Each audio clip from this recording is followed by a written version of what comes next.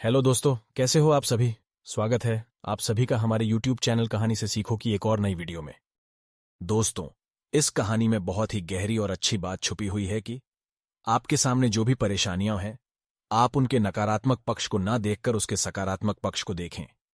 हम जब तक किसी भी चीज को नकारात्मक नजरिए से देखते रहेंगे, तब तक हम परेशानियों से घिरे रहेंगे। चिंता और तनाव हमें घेरे रहेंगे।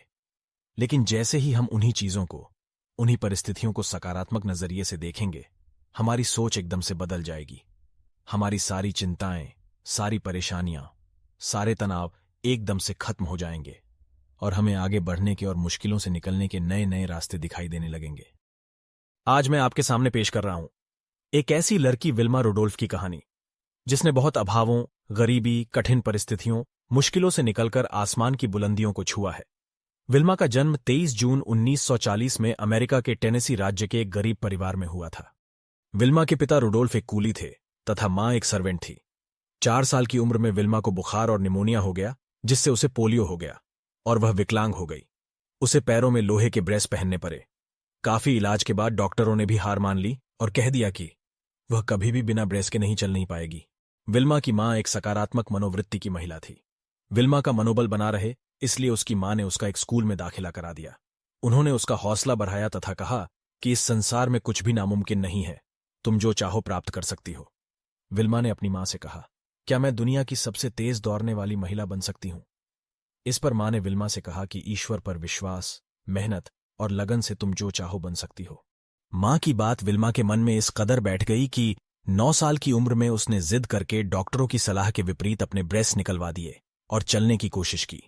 बिना ब्रेस के चलने की कोशिश में वह कई बार गिरी, कई बार चोटिल हुई और दर्द सहन करती रही, लेकिन उसने हिम्मत नहीं हारी तथा लगातार कोशिश करती रही। आखिर में परिस्थितियां उसकी जिद के सामने हार गईं और 2 वर्ष की कड़ी मेहनत के बाद वह बिना ब्रेस के तथा बिना किसी सहारे के चलने में कामयाब हो गई। जब ये बात विल्मा के डॉक्टर को पता चली तो वे उससे मिलने आए।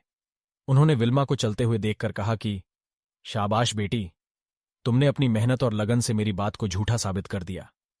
उन्होंने उसे सीने से लगाते हुए कहा कि तुम्हारे अंदर जो आत्मविश्वास है, जो लगन है, उससे तुम खूब दौड़ोगी और एक दिन सबको पीछे छोड़ दोगी। तुम्हें कोई नहीं रोक सकता।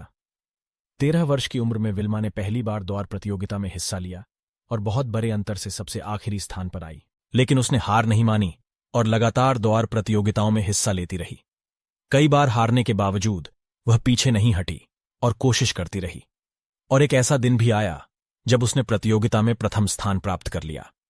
15 वर्ष की उम्र में उसने टेनेसी राज्य विश्वविद्यालय में प्रवेश लिया, जहां उसे कोच एड टेम्पल मिले।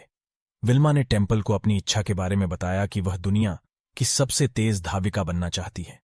टेम्पल ने उसकी इच्छा शक्ति तथा आत्मविश्वास को देखकर कहा कि तुम्हें कोई नहीं रोक सकता और इसमें मैं तुम्हारी मदद करूंगा। अब तो विल्मा ने रात दिन एक कर दिया और अपने प्रदर्शन को सुधारती गई और आखिरकार उसे ओलंपिक में भाग लेने का मौका मिल ही गया। ओलंपिक में विल्मा का सामना एक ऐसी धाविका यूटा हेन से हुआ जिसे तब तक कोई नहीं हरा सका था। पहली रेस 100 मीटर की थी, जिसमें विल्मा ने यूटा को हराकर स्वर्ण पदक जीत लिया। दूसरी रेस 200 मीटर की थी।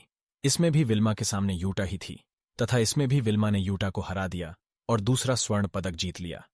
तीसरी रेस 400 मीटर की रिले रेस थी, जिसमें सबसे तेज दौड़ने वाला धावक सबसे आखिर में दौड़ता है।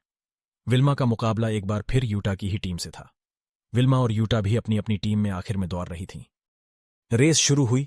विल्मा की टीम की पहली 3 धाविकाओं ने अपनी अपनी बेटन आसानी से बदल ली, लेकिन जब विल्मा की बारी आई तो बेटन उसके हाथ से गिर गई। इसी बीच यूटा उससे आगे निकल गई।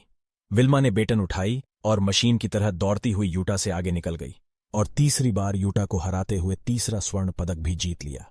यह इतिहास बन गया। ऐसा करिश्मा फिर दोबारा कभी नहीं हुआ। कभी पोलियोग्रस्त रही एक लड़की, जिसे डॉक्टरों ने कहा था कि यह कभी नहीं चल पाएगी, वह दुनिया की सबसे तेज दौड़ने वाली धाविका बन चुकी थी। वो अपने आत्मविश्वास, मेहनत और लगन से न केवल चली, बल्कि ओलंपिक में दौड़ी भी और 3 स्वर्ण पदक भी जीते।